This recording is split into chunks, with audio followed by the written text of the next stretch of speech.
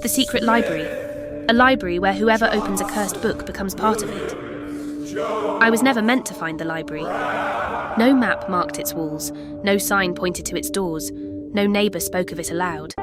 And yet one night, wandering streets I thought I knew, I turned a corner that should not have existed. At the end of a narrow lane stood a tall building with no windows, its stone dark as wet ash. An archway yawned open, unguarded, though no light came from within. Something in me said to pass by, but something older in me whispered to enter. And so I crossed the threshold, stepping into silence so deep it felt like drowning. The air inside was colder than night. My breath rose in faint clouds, drifting upward into shadows too tall to see.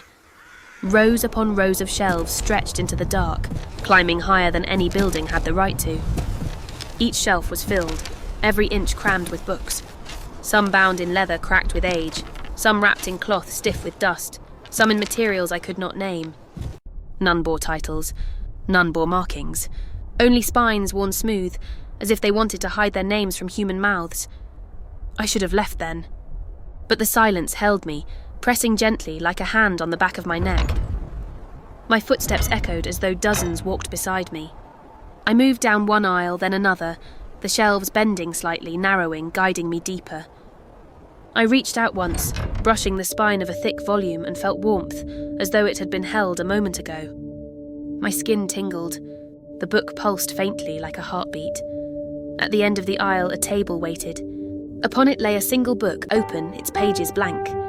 Yet the air above it shimmered, faint letters floating like smoke, vanishing before I could read. I leaned closer. The words sharpened. They formed my name. I staggered back, breath caught, but the letters followed, appearing on the page, written in strokes that matched my own handwriting. And then more words spilled forth, not my words, but sentences describing my steps, my thoughts, my fear. The book was writing me. I slammed it shut, but the moment the cover closed, whispers rose from every shelf. Thousands of voices, rustling, overlapping, chanting in a language that clawed at the bones. My hands shook, but when I turned, the aisle behind me was gone. In its place stood another shelf, taller, darker, packed with volumes that seemed to watch. I realised then the library did not allow escape once a book had opened. It had marked me. It had added me. The shelves shifted as I walked, bending the paths, lengthening the aisles. I passed tables where books lay open by themselves, pages fluttering though no wind blew. On each page were faces drawn in exquisite detail. Eyes wide, mouths open in screams that produced no sound. I leaned closer and saw one face I recognised. It was a colleague who had vanished years ago, no trace ever found. His likeness stared up at me, etched in red strokes, lips stretched as if frozen mid-plea. The page smelled of iron. I closed it quickly, but the echo of his silence clung to me. Deeper I went, unable to stop. The whispers grew louder, not from shelves, but from the books themselves. Some begged to be opened, promising knowledge, promising truth. Others hissed warnings, telling me not to touch, not to read, not to breathe their dust. I passed a book that opened by itself as I neared. The words crawled across the parchment like insects, rearranging into sentences that spoke directly into my mind. It told me the moment of my death, the place, the sound I would make. I tore my eyes away, but the words burned behind my eyelids, etched into memory as if carved with blades. I began to understand. Each book was a soul. Each cursed volume contained a life, a mind, a voice that had been trapped the moment it dared to read. To open a book was to invite it inside, and in return to be absorbed into the shelves. The library was no collection.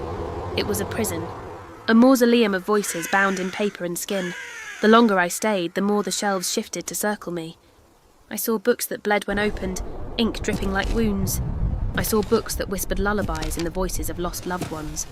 I saw books that laughed, hollow and endless, as though mocking my presence. And all the while, the open volume on the first table called to me, its blank pages waiting for more of my story to unfold. I tried to resist. I closed my eyes, stumbled through aisles searching for the door. But the library does not release what it owns. The air thickened, pressing in, whispering in thousands of voices. I heard my own among them now, faint but growing. When I reached the end of another aisle, a new table awaited. Another book lay open. On its page was my face, sketched in detail, the ink still wet, the eyes still moving. My mouth opened in the picture, and I heard my own whisper join the chorus from the shelves. Now I understand the curse. The library does not need to lure the curious.